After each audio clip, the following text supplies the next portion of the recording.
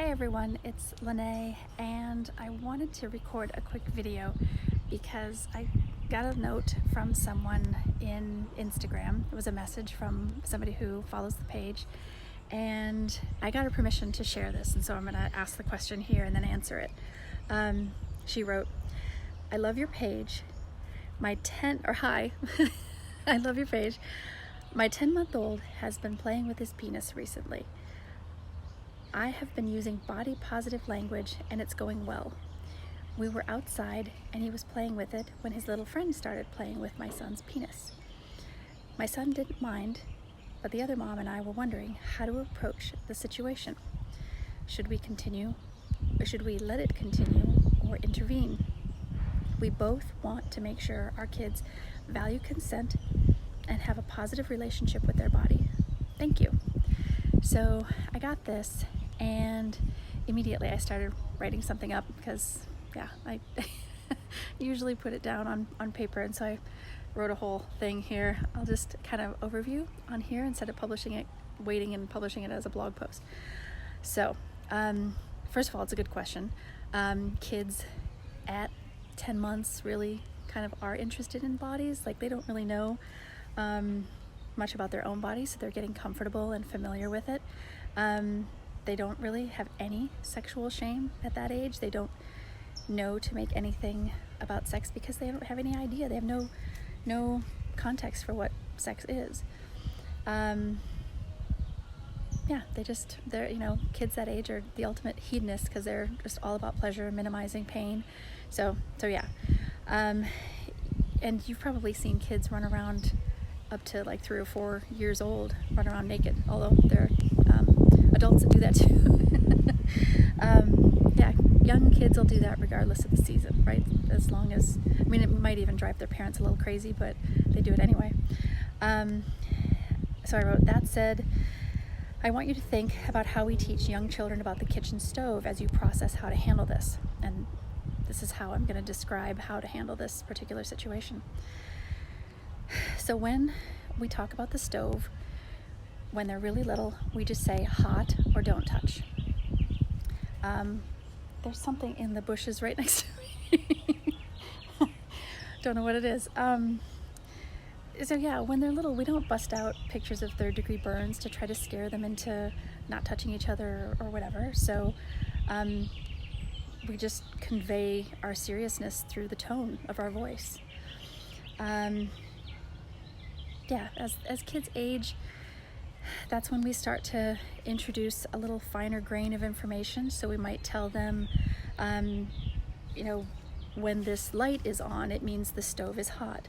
Or, and when they get even older, when they become teenagers, we teach them how to use the stove without, with minimizing the risk and without burning themselves, right? So it's like this process, this gradual process of teaching them how to handle what they're learning.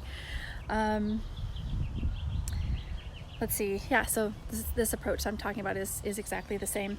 10 months is definitely going to be too young for a child to really know that there's a right or wrong around their bodies at this point.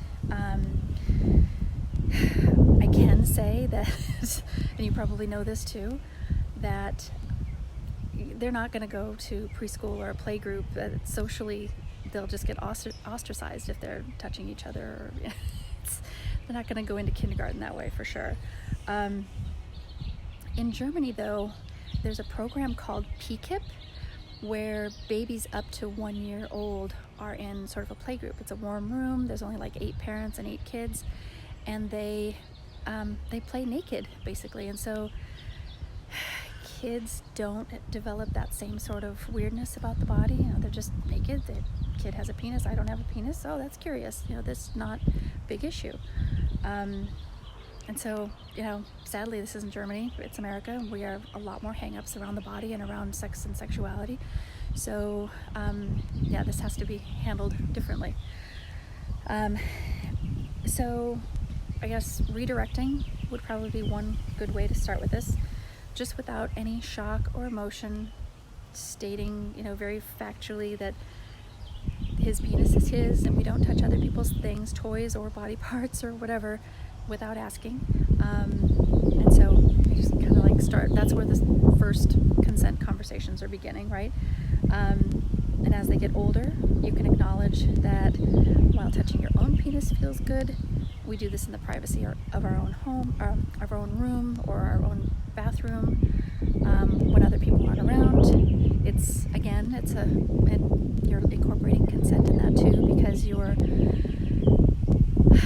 other people aren't consenting to see you touch your penis in public, and